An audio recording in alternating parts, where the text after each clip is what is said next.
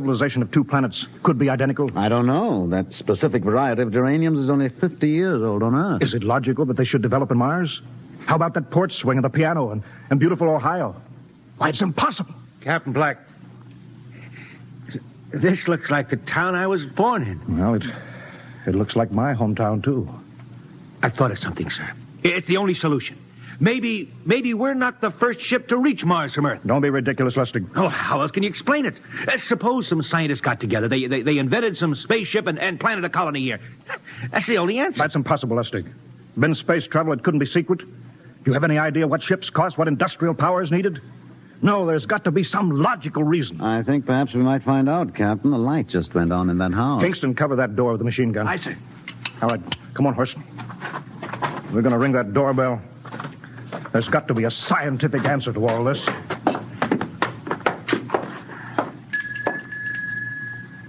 And there's something moving in there. Stand back, Horst. Give me a clear shot. Are you sure a bullet can stop a Martian? Steady now. Can I help you? Well, If you're selling anything, it's much too early. No, wait just a minute. What town is this? What do you mean? Are you census takers? No. We're strangers here. We want to know how this town got here. Is this a game? No, it's not a game. We're from Earth. From where? From Earth. Do you mean out of the ground? Are you sure you're feeling well? Madam, we came in a flying ship across space. We're from the third planet, Earth. This is Mars. Now do you understand? Mars. You go away now, you hear? I'll call my husband from upstairs and he'll chase you. Go on. But this is Mars, isn't it? This is Green Lake, Wisconsin, in the United States of America. Bounded on the east by the Atlantic and on the west by the Pacific. Now go away. Goodbye. Horst, do you suppose it's really possible? I've got to find out more about this. I told you I'd call my husband. Now you go away. You've got to tell me one thing first. What year is this? Year? 1928, of course. For goodness sake. You hear that, Horst? And we know it's 1987, and we know this is Mars. Horst, is it possible that we got fouled up, made some tremendous blunder, circled around, and landed back on Earth? In 1928? Well, maybe some switch in time or dimension. Could we have shifted somehow, gone backward in time? Oh, Horst, this won't hold water. It's not logical. We checked every mile. We went past the moon, out into space. We're on Mars. Lustig out at point. Hingston in the rear. Keep that gun at half load. Aye, sir. Horst, there's got to be some cold, logical solution. Captain. What? That house down the street, the white one with the green shutters. Lustig, what's the matter? I never thought of... Thank God! Lustig, come back here. He's running for that house. That crazy fool. After him, quick. Lustig, stop! Come down off of that porch. Grandpa! Lustig, what the devil do you think you're doing? Albert! Grandpa, it is you. Lustig, what is going on here? Albert, it's been so many years. How you've grown, boy. It's so good to see you. Lieutenant Lustig! Oh, Captain, Grandma, I want you to meet my friends. This is Captain Black. Captain, I want you to meet my grandfolks. Howdy. Any friend of Albert's is a friend of ours. How long have you been here, Grandma? Oh, a good many years, ever since we died. Ever since you what? Oh, yes, sir. They've been dead 30 years. What? Oh, now, don't you trouble yourself. It's all right. We're alive again, that's all. Do you mean to tell me that Mars is heaven? Oh, nonsense, no. All we know is here we're alive again. And who are we to question God's infinite ways? Well, Lustig, we're going back to the ship. But, Captain, I want to talk to my grandpa. Lieutenant Lustig, I don't like any part of this. You'll come back with us if I have to club you and carry you. Aye, sir. Now, let's go. Heaven only knows what they've run up against back at the ship.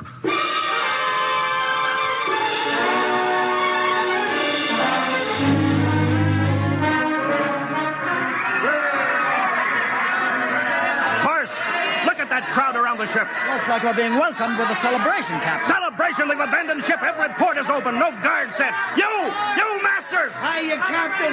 Meet my old dad. Dad, that's Captain Black. He's not a bad guy for an officer. Higston! What's it? Bring that band back. Use force if you have to. Oh, excuse me, sir. There's my Uncle George. Higston! I'll be right back, Captain. Uncle George. What the devil is going on here? Understand, sir? They've all found friends and relatives. They're all here. You're right, Captain. I found it. The whole crew's out in the crowd. But I gave orders. Definite orders. You don't understand, Captain. I understand mutiny. I don't care how many relatives show up. I'll have discipline. Johnny! What? Johnny, you old son of a gun! It's you. Edward. Yes! It can't be. Oh, of course it is. Johnny, Ed. you old... Ed. Dr. Horst. This is my brother, Edward. How do you do? Hello, sir. It's wonderful to see you, Edward. Look, I've got to get back to my ship. Oh, Johnny, wait. I almost forgot. Mom's waiting at home. Mom. Yeah, and Dad, too. Mom and Dad are alive? Then you're real, Ed. Well, of course. Don't I feel real? How's that, huh? Why, Ed! We've got lunch for you, Johnny. Mom's making corn fritters. Dr. Horst, haven't you found anybody? No, Captain. I have nobody. Oh, then you come on home with me, right, Ed? Why, sure. Horst, you wouldn't believe it, but it's been 35 years since I had Mom's corn fritters. By George, 35 years.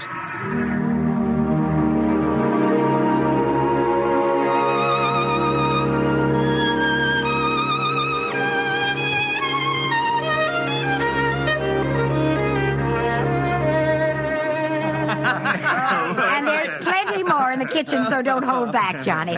You too, Dr. Horst. Well, Johnny, you're still in the Navy, huh? That's right, Dad. I'm in command of the ship. We're an old Navy family, Dr. Horst. All three of our boys in the service. Yeah, Ed was the best pilot in the Pacific, too. What did happen, Ed? What's the difference? I'm here now. Yeah, but... You know, it's almost perfect. All we're missing is your brother, Will. Then the whole family could be together. Well, it won't be long, Mom. Will's in charge of the XR-54. Next rocket coming out to Mars. Oh. Well, little Will. When does he leave, Johnny? Well, the takeoff's scheduled for September, but it depends on what we report. Oh, yeah. There's no question about that now, huh? No. Christmas together again. That'll be something. Sure will, yes, sirree. Well, this calls for a celebration. How about a little of the old dandelion wine, eh, Johnny? Now, Father, don't you go giving Johnny too much wine. He's a big boy now, Mother. Well, sir, isn't everything just fine? Just fine.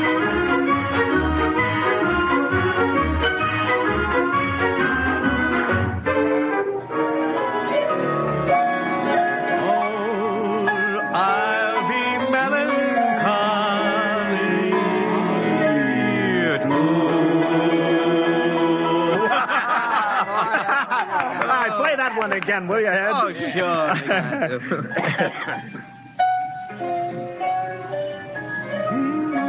Well, Dr. Horst, what are you doing sitting over here alone? What do you think of my little family? Very nice. You know, I can't understand why you didn't find any folks here, Dr. Horst. It's just a shame everybody else is so happy. Well, I never remembered my family, Mrs. Black. All I know is they were gassed at Dachau during the Second World War. When I was liberated, I was in delirium 3 months. I cannot remember anything before then. A psychiatric phenomena. Well, that's terrible. Isn't there anything anybody can do? I don't want to remember. I have not had a pleasant life. I prefer to be free of emotional entanglements. They interfere with a scientific approach. Oh, I'm sorry, Dr. Horst.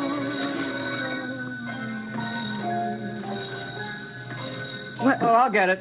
That's our ring, long and 3 shorts. I remember that. Well, maybe we'd better call it a night. You must be getting tired, Johnny. I'd better be going back to the ship. Nonsense. You stay the night. We insist. I just couldn't rest thinking of you all alone on that ship. I'll be all right. Well, good night. Oh, wait a minute, Dr. Horst. That phone message was for you. Me? Yes, that's right. A message from Anna. Anna? I don't... Well, there, she must be an old friend. Isn't that nice? I don't... You sure it was for me? I don't remember any Anna. Well, she asked if you were better. Perhaps she's someone who knew you at Dachau. Anna? She said she's coming over here first thing in the morning. So you'll have to stay over. Yes, Well, but... that settles it, then. You stay here, Horst. You can bunk with me in my old room. Yeah, but, Johnny, we thought you'd like to be with Edward. So you could talk the way you used to. Well, we can't put Dr. Horst on the daybed. I think we better share the room tonight. Be plenty of time for talking, Ed. Yes, I guess so. I suppose I better drop back to the ship. You know, Ed, security check. Why do you have to do that here? I don't know, Mom. There's no good reason, I guess. Well, suppose we skip it tonight, huh? Well, good night, everybody. Oh, it's good to have you home, Johnny. It's good to be home, Mom. Captain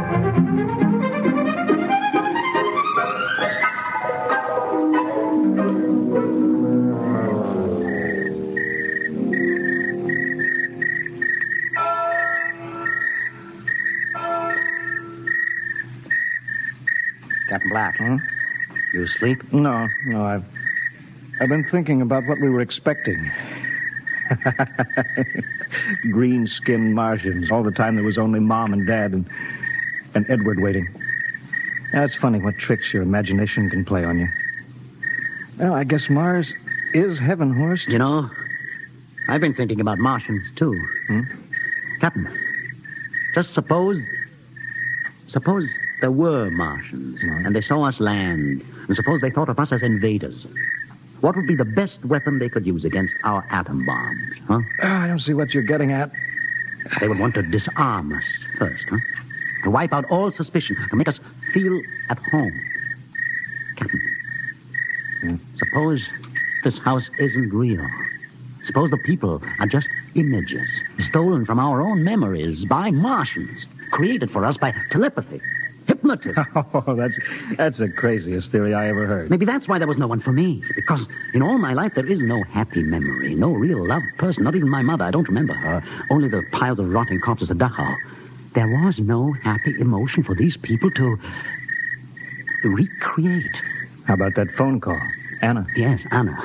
I didn't remember who she was, but I do now. I just remembered. When I was freed from Dachau, sick, delirious, I raved about a wonderful, kind nurse named Anna that took care of me. Well, there you are. It's logical. She's coming to see you tomorrow. But there was no Anna. I'd been nursed by a man. What? Anna was only a dream. And there's only one way they could have learned about her, by reading my subconscious mind. That's impossible, Horace. Why? The whole crew was thinking of home. Suppose the Martians read our minds. Yes, but if there are Martians... If there are, they have us separated. Each man in a different house, sleeping, trusting. No one at the guns. I left my pistol downstairs. Do you think there's something to this, Horst? It's a perfect trap, Captain. Who would suspect his own mother, his grandparents? How easy. Just a knife in the heart of each sleeping man. That's impossible, Horst. But we've got to get back to the ship. Listen. The crickets have stopped. Come on. We don't know when they change back to whatever they really are. All right, careful.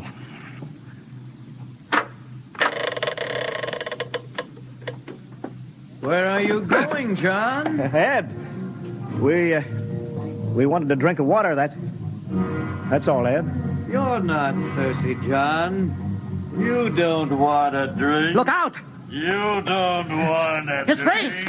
It's changing! He's a Martian! Run, horse! Run! You can't get away, John. This way, horse! Horse, where are you?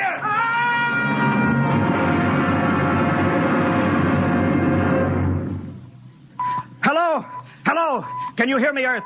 This is Captain John Black, the XR-53 calling from Mars. I've locked myself in the ship, but they've crippled it. I can't take off or fire the guns, and they're coming for me now, the Martians. I'm all alone here. All the rest are dead. Hinkston, Lustig, Dr. Horst. Poor Horst, he didn't even reach the door. Listen.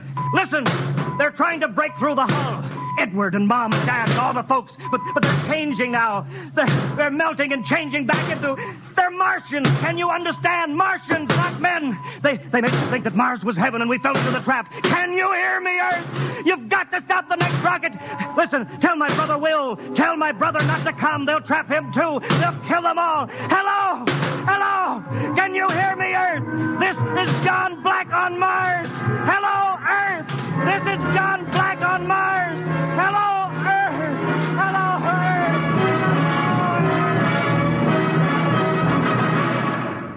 Earth. Tonight, X-1 has brought you the science fiction classic, Mars is Heaven, written by Ray Bradbury and adapted for radio by Ernest Kenoy. Featured in the cast were Wendell Holmes as Captain Black and Peter Capell as Dr. Horst, with Bill Zuckert as Masters, Bill Lipton as Hinkston, Margaret Berlin as the old lady, Bill Griffiths as Edward, Ken Williams as Lustig, Ethel Everett as Mom, and Edwin Jerome as Dad. Your announcer, Fred Collins. X-1 was directed by Fred Wayne as a transcribed NBC Radio Network production.